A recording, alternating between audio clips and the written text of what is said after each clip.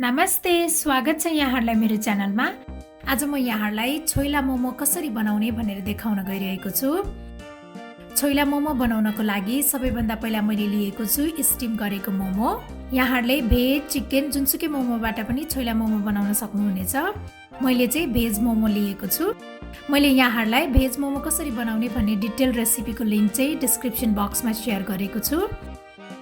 छोइला मोमो बनाउनको लागि मैले प्यान बसालिसकेको छु। अब यसमा चाहिँ थोरै तेल राख्ने।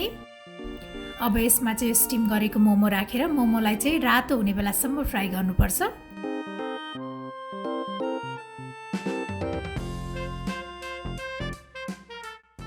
यसलाई चाहिँ यसरी फर्काएर दुवै साइडबाट फ्राई गर्नुपर्छ।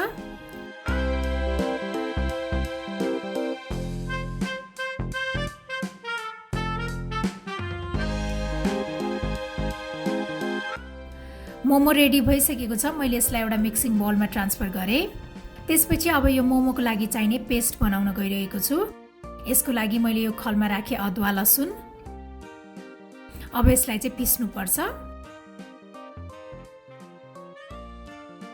अब मैले यो सुकेको खुर्सानी पनि राखेँ। मैले यो सुकेको खुर्सानीलाई चाहिँ तातो पानीमा भिजाएर राखेको थिएँ। यसो गर्दाखेरि पिस्नलाई सजिलो हुन्छ।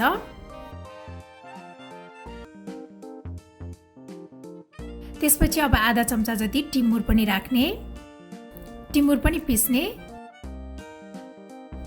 त्यसपछि मैले लिएको छु यो बोइल टमेटो।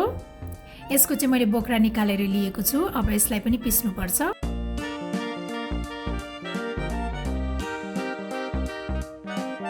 अब हाम्रो यो पेस्ट चाहिँ रेडी भइसकेको छ। यो पेस्टलाई पनि यसैमा राख्ने। त्यसपछि मैले राखेँ प्याज, मसिनो पारेर काटेको हरियो धनिया, हरियो प्याज, अनि त्यस्तै मैले राखेँ नुन स्वाद अनुसार, रातो धुलो खुर्सानी।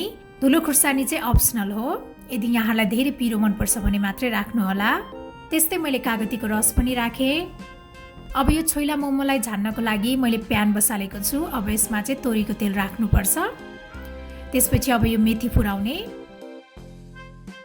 मेथी यतिको भएपछि यसमा अब 1 चम्चा बेसार र आधा चम्चा जिरा धनिया पाउडर राख्ने। अब यसले चाहिँ यो मोमोलाई झान्नुपर्छ।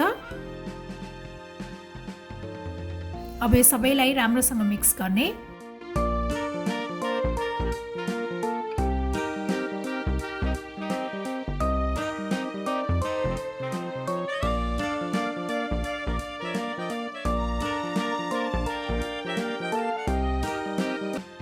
अब यतिको मिक्स भइसकेपछि हाम्रो छोइला मोमो चाहिँ सर्भ गर्नको लागि रेडी भइसकेको छ। मलाई आशा छ यहाँहरूलाई यो छोइला मोमोको रेसिपी पक्कै पनि मन पर्यो होला र मेरो अरू यस्तै रेसिपीहरूको लागि प्लिज मेरो च्यानललाई सब्स्क्राइब गरिदिनु होला र मेरो भिडियोलाई लाइक, शेयर र कमेन्ट पनि गरिदिनु होला। Thank you for watching. Bye by.